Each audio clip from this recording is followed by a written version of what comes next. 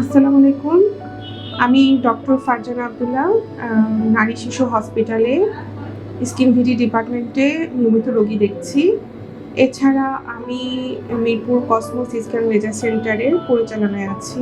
আপনাদেরকে আজকে আমি একটি স্কিন ডিজিজ সম্পর্কে ইনফরমেশন দিব, সেটা হলো স্ক্যাবিস। অনেকটা মহামারীর মতো স্ক্যাবিস ছড়িয়ে পড়েছে, যার কারণেই আজকে স্ক্যাবিস নিয়ে বলছি। স্ক্যাবিস এক ধরনের ছোঁয়াচে রোগ। এটা সাধারণত জনবসতিপূর্ণ এরিয়াতে খুব বেশি ছড়ায়। জনবসতিপূর্ণ এরিয়া বলতে মাদ্রাসা, তারপর স্কুল, এছাড়া হাজব্যান্ড ওয়াইফের ক্লোজ কন্ট্যাক্টও হতে পারে, নবজাতকদের মায়ের কন্ট্যাক্টে হতে পারে।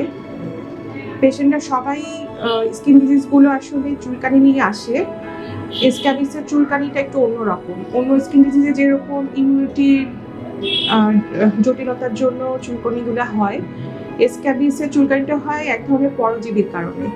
হ্যাঁ, এই পরজীবীটা শরীরের চামড়ার নিচে এপিডার্মিস এরিয়াতে থাকে, আর এটাই ছোঁয়াচে রোগের কারণ। সাধারণত চুলকানি দেখলে অনেক মিসম্যানেজমেন্ট হয়, যার কারণে অনেক দীর্ঘদিন ধরে পেশেন্টরা কষ্টে ভুগে। স্ক্যাবিসটা সাধারণত পেশেন্ট যেগুলো নিয়ে আসে আঙ্গুলের চিপায়, নাভির চারদিকে, মুখের পাশে, এসব জায়গাগুলোতে হয়। অনেক সময় ছোট বাচ্চাদের যে স্ক্রোটামটা, পেনিসের নিচে স্ক্রোটাম, এটা ফুলে যায়, সেটাও মিসম্যানেজমেন্ট হয়, স্ক্যাবিস বুঝতে পারে না। আমরা চিকিৎসা দিলে মোটামুটি ওগুলো ভালো হয়ে যায়। তো আশা করব স্ক্যাবিসের ট্রিটমেন্টটা ঠিকমতো যেন আপনাদের ডায়াগনোসিস হয় আর ঠিকমতো আপনারা ট্রিটমেন্টটা পান।